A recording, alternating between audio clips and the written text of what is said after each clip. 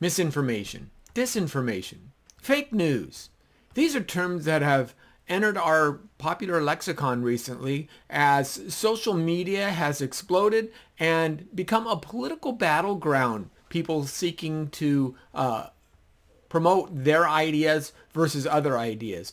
But how much do we really know about this? How much is this kind of rhetoric damaging our discussion, our ability to work with one another and weed out bad ideas? And how many times do even the experts get it wrong? Hi everyone, this is Lenny Esposito with Come Let Us Reason Together. And on today's podcast, I'm going to tackle an article that was put out as a study by the Harvard Kennedy School on the differentiation between fact and opinion. And I'm going to show you why experts in, say, political theory can get things very, very wrong because they simply are not philosophers and they don't understand what facts actually are. So stay tuned as we look at the danger points that go along with trying to label assertions as misinformation or fake news on this. Come let us reason together.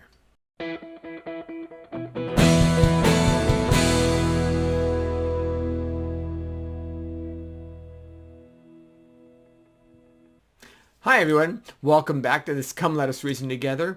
I don't have any guests with me today, but I did want to tackle a topic that's been hot in our public discussion, especially on social media, dealing with what is fake news, what are facts versus opinions, and can we truly differentiate them? This was a fascinating article that I was referred to by a friend who, and I believe there is some value to this. I think there is some important understanding that sometimes people take opinions and assume them to be facts, and sometimes people take factual statements and assume them to be opinions. But what's really more interesting in this is that a peer-reviewed paper put out by the Harvard Kennedy School under a publication called the Misinformation Review. Now already there's a red flag because there's an entire publication dedicated to what is known as, quote, misinformation, unquote. That concerns me by itself. But this peer-reviewed paper entitled The Fact-Opinion Differentiation, whose authors Matthew Mettler, Department of Political Science, University of Illinois Urbana-Champaign, and Jeffrey J. Mondak from the Department of Political Science at the University of Illinois Urbana-Champaign also, created this article where they're trying to basically show how most Americans can get whether a statement is a statement of fact or a statement of opinion wrong. What's fascinating in this study, though, is that I believe that Mettler and Mondak themselves are confused about what constitutes a fact. And right off the top, it really started me to be concerned because as they put forth their efforts, I don't even think they get the definition of what a fact is right. So I will have the article that you can download, this article that I'm referencing. They've made it available free, so I can link to it below the video. But in between, I just wanted to kind of show you where my thoughts are going and explain how these kinds of things can sound good when an expert puts them forth, but realize that political science professors are not philosophers, and they get things wrong quite often. And they can, all of our biases can color us in these issues. So let me jump in and just tell you from the start how this is going to go. So when this was being passed around, a friend of mine pointed it out and said, can you tell the difference between the factual and the opinion statements used in this article? And there are 12 of them that were used in the study that they did that was circulated for 2,500 people. That's just how they started to kind of compile their results. They used 12 specific questions, 6 they list as facts and 6 they list as opinions. And in their summary, in their abstract, this is what they write. They write statements of fact can be proved or disproved with objective evidence, whereas statements of opinion depend on personal values and preferences. Distinguishing between these types of statements contributes to information competence. Conversely, failure at fact-opinion differentiation potentially brings resistance to corrections of misinformation and susceptibility to manipulation.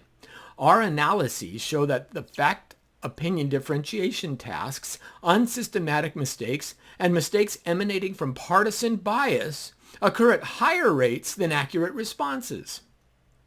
Accuracy increases with political sophistication. So you must be more politically sophisticated if you're going to be accurate. I wonder what defines political sophistication, but beyond that. Effective partisan polarization promotes systematic partisan error as views grow more polarized. Partisans increasingly see their side as holding facts and the opposing side as holding opinions. So that's their summary. Let me give you the essay summary as well. It says 12 fact opinion items included on a 2019 YouGov survey asked respondents to determine whether claims were statements of fact or statements of opinion. We grouped responses into 3 categories: accurate responses, partisan error, and unbiased or nonpartisan error. Multivariate analyses used group data, multinomial logistics regression. That's just how they kind of did the science. Accurate fact-opinion differentiation occurs less frequently than partisan error and unbiased error. Accuracy increases with elements of political sophistication, including civics knowledge, current events knowledge, cognitive ability, and education. Effective partisan polarization heightens levels of partisan error. And then their third bullet, faulty fact-opinion differentiation produces meta-level misinformation. Individuals disagree not only on the facts, but on also what the facts are. This can lead to information polarization because biased partisans tend to see their side as possessing the facts and the other side as possessing opinions. Faulty fact-opinion differentiation may also produce resistance to correction of misinformation if an agree-to-disagree mentality exists to question a fact. There's the summary. Now, why am I bringing all this up? What's the problem with this? Well, the problem is if you start with something that you claim is a fact, and it's not actually a fact, it's an opinion, then you're going to draw wrong conclusions. Conversely, if you start with something that you claim to be an opinion and it's not really an opinion, it's a fact, you're also going to draw wrong conclusions. And more importantly, and the first thing that stuck out to me in this whole survey is the confusion over segregating all statements into either fact or opinion. There may be other types of statements out there that don't fit into either category. Now, when this survey was first put out, when this paper was first published, one of the things that I immediately noted was the very first sentence. The sentence reads, statements of fact can be proved or disproved with objective evidence, whereas statements of opinion depend on personal values and preferences. And my response to an individual who, again, sent me this was, I said, funnily enough, the very first sentence isn't a true statement of fact. It's self-refuting. So it offers itself as a statement of fact. Statements of fact can be proved or disproved with objective evidence, whereas statements of opinion depend on personal values and preferences.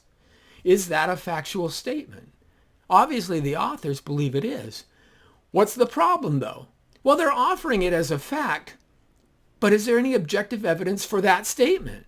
How did they find out that statements of fact can be proved or disproved with objective evidence, whereas statements of opinion depend on personal values and preferences? What kind of objective evidence did they use to find out statements of fact are thus defined that way? That seems to be an issue because there is nothing you can do, say, scientifically in order to understand this, right? Statements of fact doesn't work this way. In fact, there was a very popular movement in the early to mid 20th century by A.J. Iron and others called logical positivism. And the movement in logical positivism, it was a movement in philosophy, sought to kind of very much define knowledge in this way, that there are statements that are true statements, knowledgeable statements, that are those things that can be, say, scientifically testable. You can test it by science. So statement, the Earth is 93 million miles away from the sun, the speed of light, 186,000 miles a second, et cetera, et cetera. These are all statements of fact. All other statements are emotive, the logical positivists would say. And this circulated in some circles for many years. And the problem, of course, is how do you test that statement? What happens to say only scientific statements or only statements that can be provable through evidence are factual? You know, do you boil something over a Bunsen burger and the smoke comes up and says this is a statement of fact? No, you don't have a test for that kind of thing. And this is part of where this problem breaks down. What do you mean when you say objective evidence? So, for example, there are many statements that we can know by rational inference, by deductive reasoning, that don't have other evidence behind them. So if I say, for example, if it's raining outside, my grass will be wet, and it is raining outside, you know a new fact. You know that right now my grass is wet since it's raining outside, right? You have two premises, and if both premises are true, you can have a new fact as a conclusion for those premises. Now, you might say, well, don't you need the evidence for that? Well, that may be true, but not all evidence is cut and dry.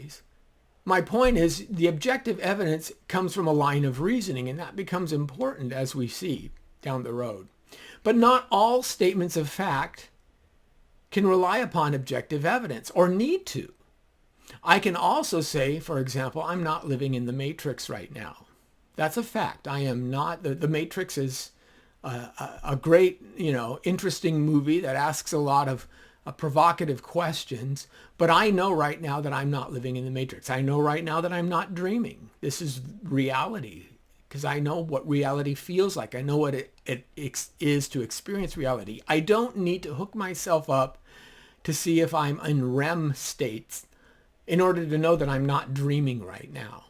I don't need to hook myself up to an EEG to know that I'm alive right now. I'm immediately and directly aware of that experience without any external objective evidence or external criteria at all.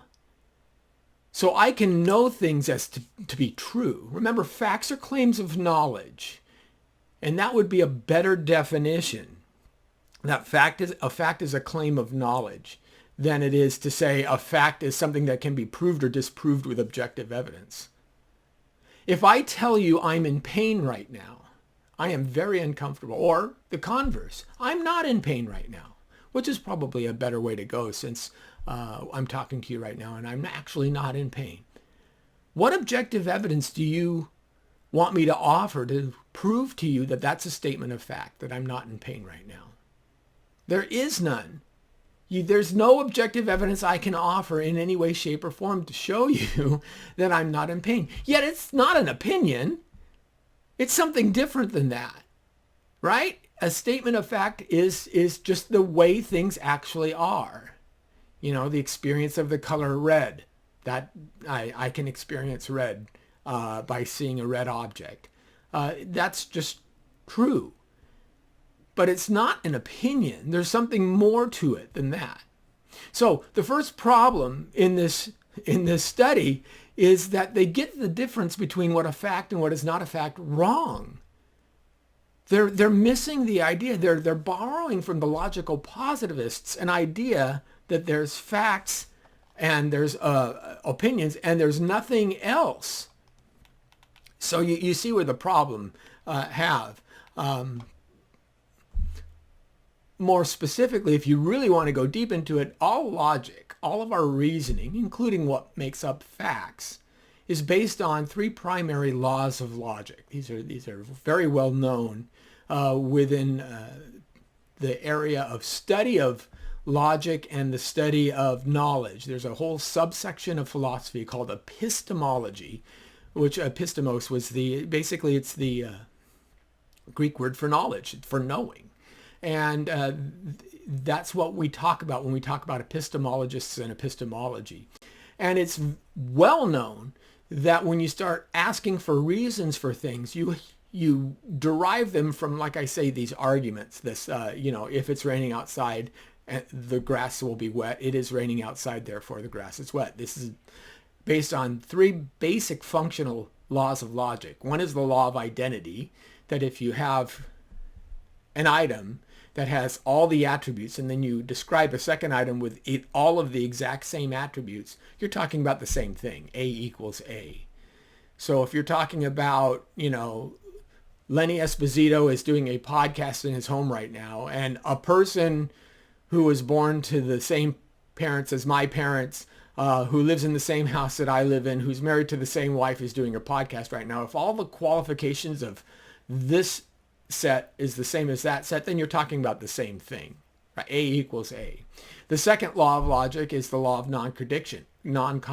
A cannot be non-A in the same way and at the same time. So if you're saying Los Angeles is New York, that's a contradiction because Los Angeles isn't the same as New York. Law of non-contradiction says that you can't have two things that are the same if they have different ideas. And then the third, the law of excluded middle, basically says that it has to be either one or the other. It can't be both. Okay. But the bigger problem is that those three laws of logic, upon which all of our rational thought is based, there's no justification for them whatsoever. There's no way to prove them because you need them to prove everything else. So here are three facts, the laws of logic, that cannot have any objective evidence offered for them. So, basically what I'm trying to say is, again, when I'm reading this article and it jumps out that the very first sentence is self-refuting, that statements of fact can be proved or disproved with objective evidence, whereas statements of opinion depend on personal values and preferences. Well, what does that statement say? Is that something that can be proved with objective evidence? No. So according to the authors, since you're giving an A-B choice, then it must be a statement of opinion. This is their opinion about what facts are. This isn't a fact about what facts are. So right off the top, you've got a huge, huge problem going on with this paper. Now, it seems what brought this up was an episode from the sitcom Abbott Elementary, and they make this in their opening remarks. A second grade teacher displays an outline on fact-opinion differentiation. And the teacher defines a fact as a thing that is known or proved to be true. Now, let's stop there. This is where the researchers missed, because that definition of a fact is much more nuanced. A thing that is known, or can prove to be true. That's a very different statement, because I can know certain things and not have it be opinion. Now, knowledge is another important concept. And when we're talking about facts, facts are knowledge claims. If you say this is a fact, you're claiming that you have knowledge of this idea, event, or statement. And a knowledge claim, any claim of knowledge, means that you have a belief that is true and you have some kind of justification for why it's true. Justified true belief is how we understand what knowledge actually entails. I have a justified true belief that I'm not in pain right now because I have direct, immediate experience of my own body. And my belief that I'm not in pain right now corresponds with the fact that I just don't feel pain. So I have knowledge of that. But I don't need, again, this objective evidence criteria. That's an unnecessary burden that narrows the field too far. The folks here are lauding the idea of Abbott Elementary to incorporate a lesson on fact-opinion differentiation in their fictional curriculum. They go on to opine that faulty fact-opinion differentiation leaves individuals misinformed, not because they are wrong on the facts, but because they are wrong on what facts are. That's their concern. We've already shown that there's some problems here. Consequently, we posit that fact-opinion differentiation may play an underappreciated role in how individuals come to be misinformed and why misinformation can be difficult to correct. Now, they're using this term misinformation a lot. Of course, it makes sense. This is the Misinformation Review Journal. This is the problem that they're trying to correct, this misinformation. But again, I am really concerned when the experts on misinformation are themselves misinformed on even what constitutes a fact. And I'm going to get to these 12 statements that they base their entire study off of in just a few moments. Let me go on with the implications section. And again, you can read this in the paper if you want to download it. They write, research on the nature and significance of factual misinformation abounds, with much of this research exploring basic matters regarding how much misinformation exists, the conditions in which it flourishes, and the factors that lead individuals to be susceptible to it. Building on that research requires attention to the information processing skills that can empower individuals to be more sophisticated information consumers. And we live in an information-rich society. Matter of fact, some people are saying in the information age, information is the basically the gold of our economy. It is the thing upon which everything runs. I think, Alphabet, the Google company, Meta, the Facebook company, all of these folks who trade in information and become billionaires might agree with the idea that information is a moneymaker. Okay, they go on to say, fact-opinion differentiation is one such skill in evaluating new information. Statements of fact are claimed that can be proved or disproved by objective evidence, and they quote a study by Mitchell in 2018. Similar terminology is used in educational resources. As one example, a review sheet published by Palm Beach State College explains that, quote, a fact is a statement that can be verified. It can be proved to be true or false through objective evidence, end quote. So they're pointing to other papers talking about this same understanding of what a fact is. But these papers, again, are not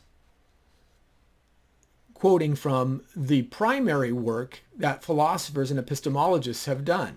If they were, they would understand that this concept, this logical positivist concept, was disregarded as self-refuting decades ago. They will go on to try and make some specific differentiations between what is an opinion and what is a fact. Let me read on. Statements of opinion are claims that cannot be proved true or false with objective evidence because their assessment depends on individual preferences and values. For Mitchell et al., a statement of opinion, quote, reflects the beliefs and values of whoever expressed it, end quote. Examples are, quote, the unemployment rate is too high, end quote, and, quote, green is the most beautiful color, end quote. Both these claims reflect personal values and preferences, and other people may feel differently. Well, that may or may not be true, but I'm going to hold judgment until we get a little further in. They continue. Importantly, statements of fact are not inherently true. Factual claims can get the facts wrong. I appreciate this point because this is true. Someone could be thinking that they're making a factually correct statement and they're just simply wrong on the numbers. You know, you do a math problem, right? They use this as an example. For instance, 2 + 2 = 22 is a statement of fact, but it's factually incorrect. Making errors in statements of fact does not transform those statements of fact into statements of opinion. They are incorrect statements of fact. As an example, a news source might see a 4.4% unemployment rate in the Bureau of Labor Statistics document, but inadvertently reported as 44%. Okay, that's a fair example. That would be, they write, an incorrect statement of fact, and it would be a statement that could be proved false with the review of objective evidence. The actual rate is reported by the BLS. Thus, statements of fact and statements of opinion both come in two forms. For statements of fact, some are correct and others are incorrect. For statements of opinion, some are opinions we share and others are opinions we reject. Okay. Most scholars on the research misinformation examine whether people get the facts right. The implicit assumption is that people agree that factual matters are under consideration, but sometimes get the facts wrong. At any given moment, and this is a key example that they offer, At any given moment, the U.S. unemployment rate is below 5% or it is greater than or equal to 5%. Therefore, if one person says unemployment is less than 5%, while another person insists it's higher, one of them is right and the other is wrong. When one person claims, quote, the U.S. unemployment rate currently is 10.5%, end quote, a second person might answer, quote, that's wrong. Here's the Bureau of Labor Statistics website. The current unemployment rate is 3.7%. In this scenario, an objective path to correction of misinformation exists, and the corrective efforts can be expected to yield at least some success. Okay, I'm glad they used this example because this is a fairly neutral political example of the kind of things that they're trying to, quote, clear up. That at any given moment, now notice there's a certain number of things going on in this example that the authors of the article don't realize how much their bias is playing into this. They write, at any given moment, the U.S. unemployment rate is below 5% or it is greater than equal to 5%. Okay? So in other words, that will shift. It's either under 5 or over 5. It can't be both, right? Law of excluded middle. It's got to be one or the other. It can be maybe just at 5% where you can have some arguments, but at any given moment, at a specific point in time, it's either over or under 5%. So when a person asserts that the unemployment rate is 10.5% and a second rate shows that it's actually 3.7% because of the Bureau of Labor Statistics website, faulty fact-opinion differentiation produces a different form of misinformation, rather than let's just go to the website and take a look. Instead of disagreeing on the fact, there's disagreement about whether the matter under consideration even involves facts at all. In this circumstance, the hypothetical conversation would play out differently. When the first person asserts that the national unemployment rate is 10.5%, and the second shows that the rate is actually 3.7%, the first person might react by saying, well, we can agree to disagree. We're each entitled to our own opinion. But this is meta-level information, the authors caution. The first person has misconstrued the empirical world due to a misunderstanding about the very nature of statements of fact and statements of opinion. Okay, now here's why I'm bringing this up. Because what's the person's statement? The national unemployment rate is 10.5%. The other person says the rate is actually 3.7%. But notice that there is a caveat because what the Bureau of Labor Statistics website is measuring is a current rate. What is the current unemployment rate? And when the Bureau of Labor Statistics measures the current unemployment rate, it has factors that enter into that definition of its understanding of what unemployment rates are. So it has to be, for example, people actively looking for jobs. While the unemployment rate may be, say, 3.7%, I'm just going to use their numbers. I'm sure those aren't the actual numbers of today, but I'm just going to use the numbers in the paper. If the Bureau of Labor Statistics is reporting a current unemployment rate of 3.7%, that's X number of people who are searching for jobs as reported by the agencies to which from which they gather the data and unable to find a job. 3.7% has been looking for work and unable to find work. But if the first person is talking about the national unemployment rate of people who simply are of working age and not working, there's a lot of folks who stopped post-COVID looking for work. I mean, maybe they would work if they could find something, but they're not out there actively pursuing jobs. They're not applying and being rejected right now. And therefore, they don't show up on the statistics, do they? Now, other polls may be able to assimilate this kind of data and tell you the actual number of individuals of working age who have worked in past decades and are not working today is higher. It's 10.5% or what have you. And so person A may actually be making a statement of fact that has objective evidence behind him. This unemployment rate is actually higher because people aren't finding work and they've simply given up hope on it. Whereas pointing to the Bureau of Labor Statistics is only giving you a very narrow definition of what unemployment is based on its criteria, based on its calculations, and based simply on really some motivation in a political sense to try and keep those numbers low. Because especially if you're part of whatever administration is in power right now, you want to make sure that the economy looks good, right? It's like the inflation rate that we see today. The inflation rate, it's only at 3.5%. How can you be complaining about that? Well, it's easy to complain about that because it jumped so much in the last 4 years that raising another 3.5% on top of the 30% increase that we had over the last 3 years makes it a big difference because our wages aren't going up in the same way. So this is a great example of how these kinds of things that this is a fact and it's not an opinion that we can agree to disagree. Well, maybe the definitional understanding of what unemployment is the piece in question. And the authors don't seem to realize that. They don't seem to realize that the Bureau of Labor Statistics current unemployment rate is a very specific number. And when a person says the unemployment rate in this country is way too high, he may not be talking about the Bureau of Labor Statistics criteria for that. He may be talking about something that is much more broadly understood.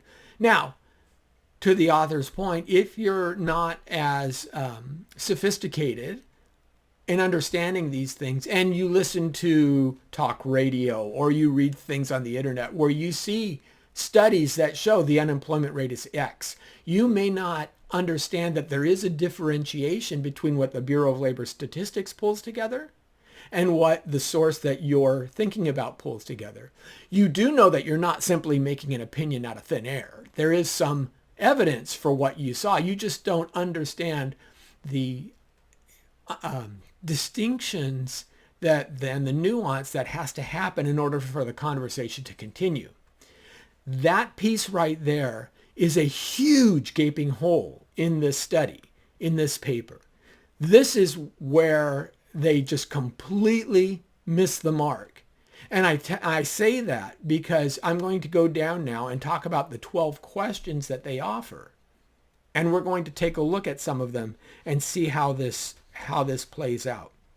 So what they say, only a handful of prior studies on the link between fact opinion differentiation and mass opinion have been reported. And they go on to say, building on this literature, we introduced data from 12 fact opinion items included on a 2019 survey, conduct a multivariate analysis expanding on the findings. Across 10 items, they found that respondents had an overall success rate of 69.3%.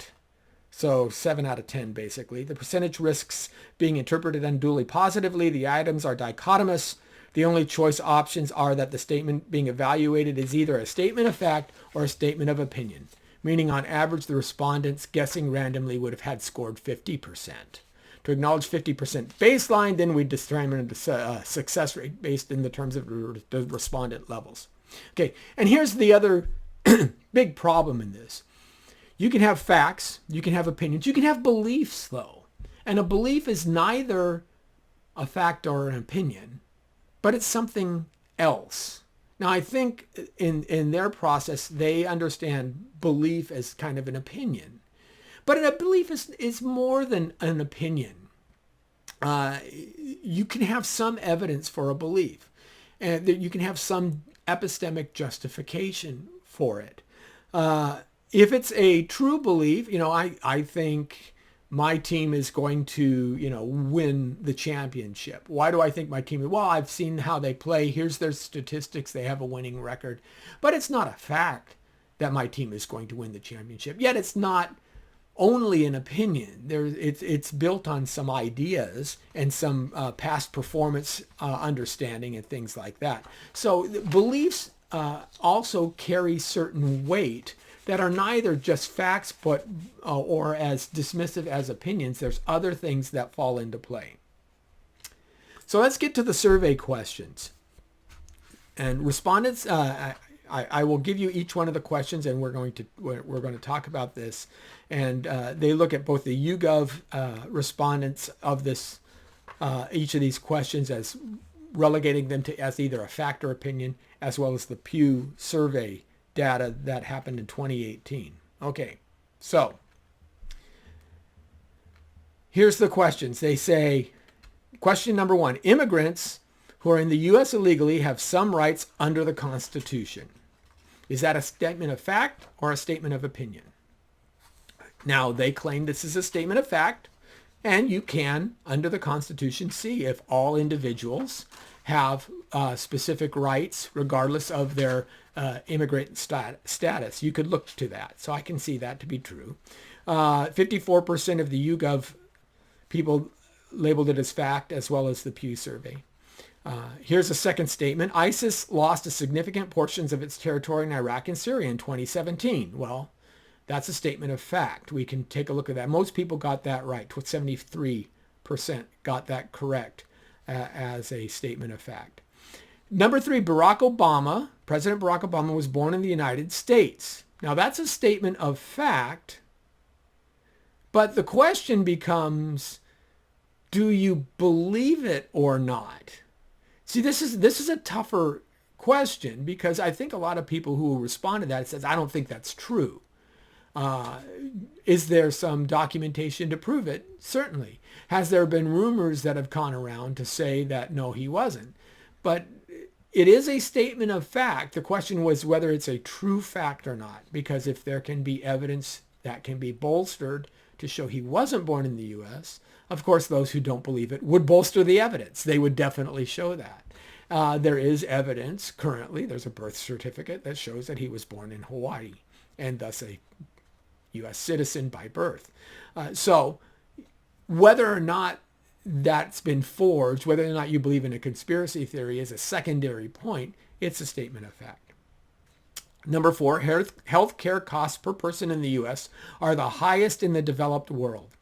That's more nuanced. That's a harder. Now, they claim that as a statement of fact, but healthcare costs is very vague. And you have to understand ideas of, are you talking about simply paying to outside entities, or are you talking about ongoing maintenance yourself? So I don't like statements like this, because I think they're too opaque in order to draw good conclusions from. They consider that a statement of fact. If you talk about expenses per family, yes, in the developed world, you can see that the United States pays more than others. Spending on Social Security, Medicare, Medicaid make up the largest portion of the U.S. federal budget. That is also a statement of fact. And then the 6th one is the Earth is between 5,000 and 10,000 years old.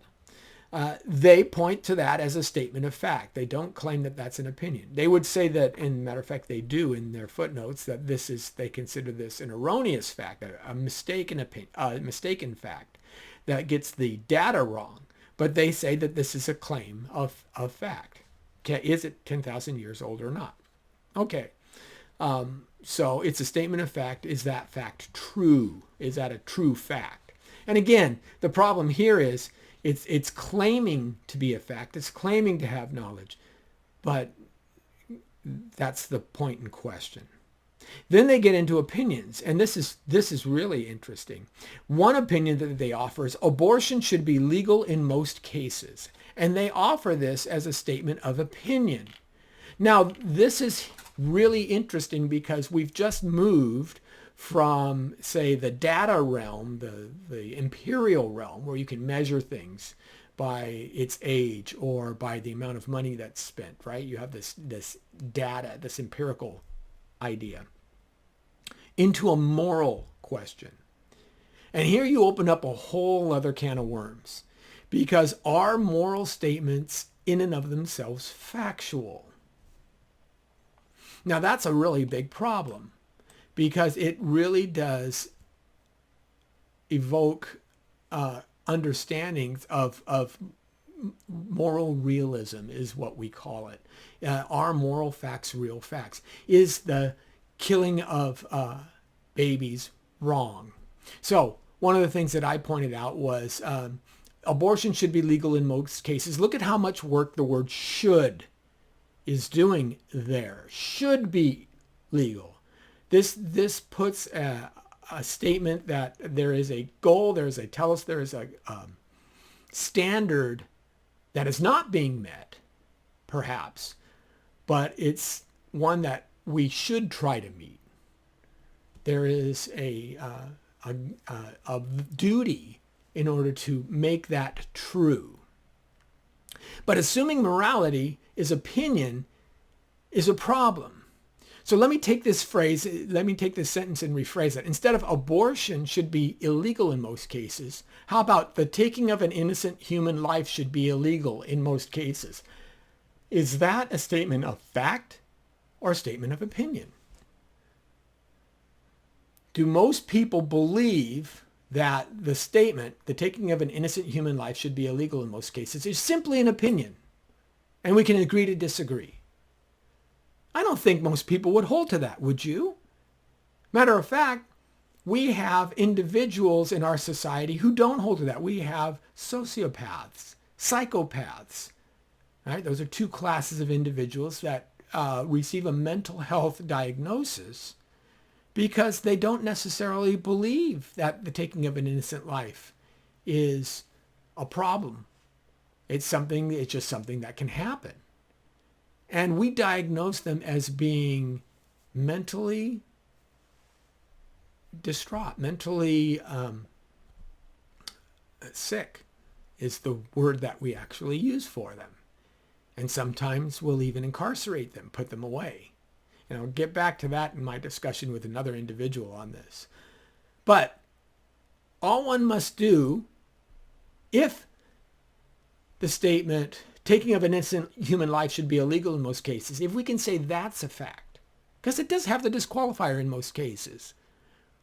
Okay, there may be exceptions to the rule. There's the trolley problem that Philippa Foot famously theorized. If you're familiar at all with the trolley problem, of the idea that you have control of a trolley, the trolley operator collapses or something, the brakes go out, there's no way that you can stop the trolley, but you can steer the trolley, and you see that there's 5 people sitting on the track directly in front of you, and you're going to hit those 5 people and kill them. Or you can divert the trolley through effort, and in diverting the trolley you can run it onto a sidetrack. That sidetrack only has 1 person sitting on it. Which do? Do you rather kill the 5 by not doing anything, by being passive, or do you actively divert the trolley, thus personally being responsible for taking that 1 human life? Now that's an innocent human life, but most people would say it's morally obligatory for you to divert the trolley to save the 5 in the case of, and lose the 1, even though you are adding to the situation and causing that individual who, of no fault of his own, is going to have his life lost. So there's an example of where in a specific case that may not be true. These trolley problems have become really popular these days, but that's just one idea, and those moral questions start to work themselves out. But you see, even in this case, there's an idea that the taking of innocent human life is wrong, and that you are morally culpable if you do nothing and let 5 people die when you had the capacity to change that outcome. So it seems to me that most people would accept this as a fact, that the taking of innocent human life should be illegal in most cases. So all I have to do is add one additional fact. A fetus is an innocent, unborn human life. Now, if we have the taking of an innocent human life should be illegal in most cases, premise 1, and premise 2, a fetus is an innocent, unborn human life, then the conclusion, which is a fact, as much as the grass is wet because it's been raining, is that abortion should be illegal in most cases, because the statements are the same. This taking of an innocent human life is equal to abortion. The problem that the authors have is they don't recognize what they've done here in assuming that abortion is a statement of opinion, that it's not the taking of an innocent human life, that the point of contention isn't laws per se. The point of contention is the definition of what an unborn fetus actually is. That's the point of contention. And if it's an innocent unborn human life, then that changes the whole argument from opinion to fact. And that's what we need to talk about. So this is offered as a statement of opinion. I'm not so sure it is. I don't believe that it's true. I think that when we start to enter the moral realm, there are true moral facts that exist. And that's ignored here. Now, I'm going to come back to abortion in a little bit, or moral facts in a little bit, but I want to talk to you about one more that they offered. Here's one. And question number 7. Immigrants who are in the U.S. illegally are a very big problem for the country today. And they classify this as a statement of opinion. Immigrants who are in the U.S. illegally, that's the framework. It's not all immigrants, it's illegal immigrants, are a very big problem for the country today. Notice they don't define problem. You'll also notice that in their concept of statement of facts, there's a lot of specificity. Is President Barack Obama born right here within this geographic region? You know, his birth is a very specific event.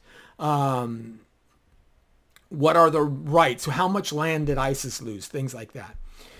But here they say immigrants who are in the U.S. illegally are a very big problem for the country today. I don't think that's an opinion. I think they get this wrong completely. For example, it is certainly a fact for the political hierarchy on both sides of the aisle, really, but especially for President Biden, that illegal immigration is a political problem. It's a very big political problem that roils our country, that engages it in political discourse, that ties up our legislature discussing this as opposed to other items that they could be working upon and other problems that they could solve. It is a problem in that sense. It's definitely problematic politically. It's also problematic in a factual way due to logistics. When you have 10 million immigrants flooding across your borders and you're trying to round them up, you have to put them places. You have to feed them. You have to deal with the courts being backlogged and how you're going to deal. You have to deal with the children. And we've seen in our press over and over again that we don't have any good way of dealing with the children. We have to, the whole put them in cages idea. What do you do with all these people? Manpower to manage, court delays, all this stuff. It's a logistical problem that our system, our country's regulatory systems have been completely overwhelmed by it. So it's a political problem. It's a logistical problem. It's also a safety problem for those who are coming into the country illegally. Coyotes who are paid to smuggle people across and people dying across as they try to cross the border.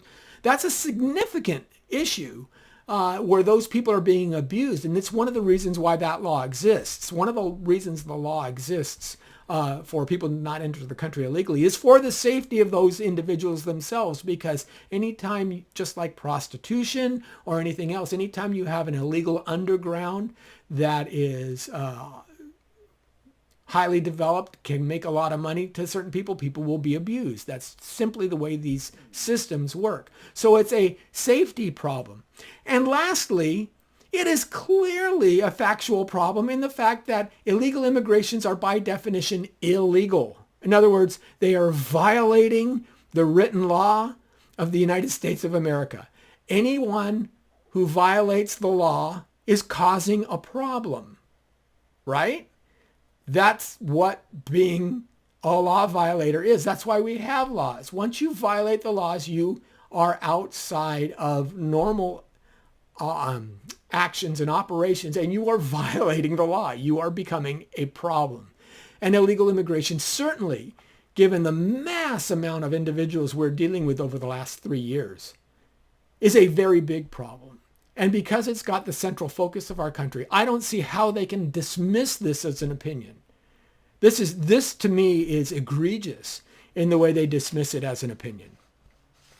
And that's what we see. So you see the problem in this article. And I think it's really, really interesting that this problem shows itself up, that we start to see individuals like the authors of the article, how they simply get this thing wrong, right? So Matthew Mettler and Jeffrey Mondak, they're political science teachers, but they're not philosophers.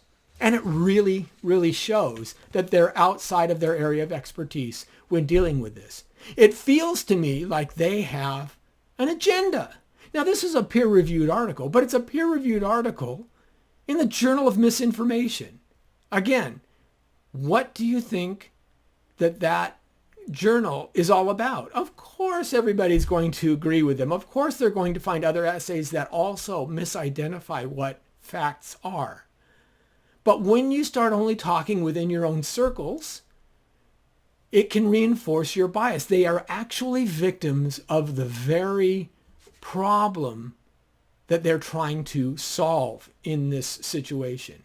And because their solution would be to dismiss opinion and only hold to facts, even though sometimes their facts, like the Bureau of Labor Statistics unemployment rate, may not actually be the facts that are under consideration, or their opinions, such as illegal immigration being a problem for the country, may not actually be an opinion but a fact. They actually undermine the very constructive conversations we need to have in order for these problems to be solved. I think that's really, really an important point. Okay, when I was engaged with my friend on formerly Twitter, X, talking about this, and I told them this statement is self-refuting, I wrote, they're offering this definition as a fact, but to what objective evidence are they appealing? It strikes me as a form of logical positivism. I said, now, to be charitable, they may not be claiming that statements are only either proven by objective evidence or thus categorized as an opinion, but the term objective seems to be problematic. For example, I think the statement killing babies for fun is morally wrong. I think that's a fact. But by their criteria, it seems to fall under opinion. And a person came on and said, well, that's because it is an opinion. He writes, how strongly you feel about that opinion doesn't turn it into a fact. So this is one of the ways that you can try and escape the quandary of moral realism, by basically dismissing all moral values as opinions anyway. None of them are facts. Even killing babies for fun is wrong. Maybe that's just an opinion. So let's explore that for a minute. And that's what I tried to do. I said, that's a hugely problematic statement. If morality isn't objective, then we shouldn't jail anyone. If it's an opinion, like in which ice cream flavor is good and which is bad, then it's illogical to use such a criteria to remove people's freedom. It makes no sense. He comes back and says, we don't remove people's freedoms because you can prove morality is objective. You remove their freedoms because they have become a danger to others around them. Is that true? Is that right? How do you know they're a danger to others around them? And I asked that question. I said, what do you mean by danger? Who defines danger?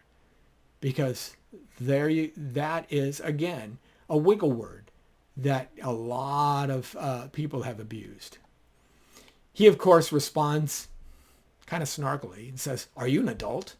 Why do you need someone else to tell you who's a danger to their community? Why is, quote, X is immoral, therefore jail, end quote, is acceptable but to you, but, quote, X can hurt all of us, therefore jail is not. Now I came back to him and I said, well, that's a nice obfuscation. You should know that history is replete with tyrants and power mongers labeling people, quote, a danger to their community. Can't you think of 5 off the top of your head right now? How did they begin the pogroms and the concentration camps? History is replete with these people trying to get rid of them. Are you claiming that whatever standard a community holds is what should be legal? I'm trying to get his understanding of where his baseline is, because you have to pass laws. So if it's not morality, if morality is simply an opinion, then how can you base some law to which we all must be beholden, right? And he comes back again. Are you seriously arguing that being a danger to the community should not be a reasonable reason to lock someone up? Side note, what is moral and what is legal are two different things. I agree with that what is moral and what are legal is two different things, but I'm not arguing that point directly. And I tell him this. I say, no, I'm saying that The idea of what is a danger to people should be locking them up. If people pose a danger, they should be locked up. I'm saying that's abused. Therefore, you need some standard to disambiguate what constitutes being a danger to the community. You're claiming that, number one, morality is subjective, and number two, it's okay to lock people up and have that not be considered immoral. To what standard are you appealing? He comes back, says morality is subjective. Well, that's correct. It's okay to lock people up that have not been considered immoral. He says that's correct. If a person murders someone, it's moral to lock them up. Everyone appeals to their own standard. Even if you got it from somewhere else, it has become yours. So personal standards are how we lock people up? But I don't even go there. Here I go. I say, okay, so that when they locked up Martin Luther King in the Birmingham jail, because the powers that be there felt he was endangering their community with his protests. Danger to the community. That's the standard, right? And they locked Martin Luther King up in the Birmingham jail. That was okay. By your definition, by your standards, what they did was not immoral. It was actually the moral thing. It was Martin Luther King who was being wrong because he was posing a threat and a danger to his community, wasn't it? Do you see where the problem starts to show up? Do you see where the faultiness in this comes in? You can never have any true political change, any true moral growth, because you can't have dissenters in this kind of a status. If morality is what any one of us interprets, or even what the majority of our society interprets, then those who dissent from the status quo are by definition immoral, regardless of what their purpose is and how it reflects on all individuals. The slave owners, slavery for most of human history was understood as just simply part of life. Heck, Aristotle writes about it in his Politics. People are born to be slaves, and it would be wrong to free them from being slaves because they wouldn't know how to act. He responds, did MLK murder someone? When did I say locking up someone is inherently a good thing? And I said, MLK was locked up. Was that right or wrong? The folks who did so felt he was a danger to the community. It's your criteria.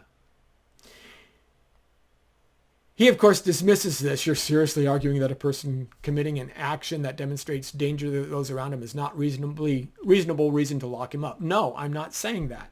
I'm saying that the problem with your standard is that it's not well defined and it can be abused. It has been abused. I'm not even using theoretical cases. I'm using real world examples. Let's talk about apartheid in South Africa. Let's talk about any one of a number of issues where people who are deemed suppressive to the state. Heck, in China right now, individuals who are part of the free press in the United States are being jailed in places like Russia and China all the time because they're considered a danger to the state. And he says, well, anyone can abuse any standard to convince you an innocent person is evil. Look, that's not the point. You're missing. He's grasping at straws here. The problem is, if morality isn't real, if moral values and duties are not something intrinsic to the world that fall above you and me, then tyranny will be the result. It's simply that clear because it's always found itself in that regard.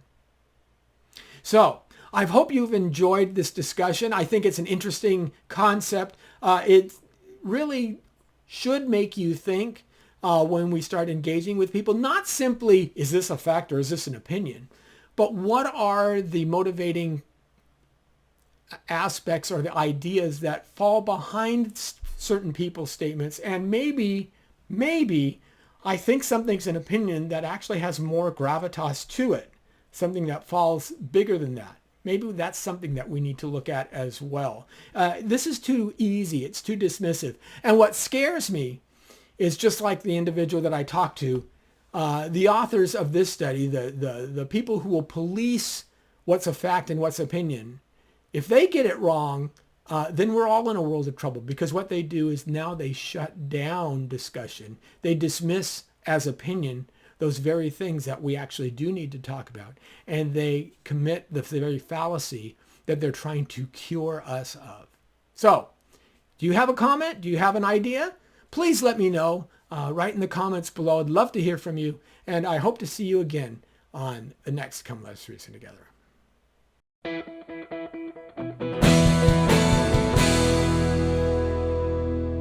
Thank you for watching this Come Reason video. I hope you enjoyed it.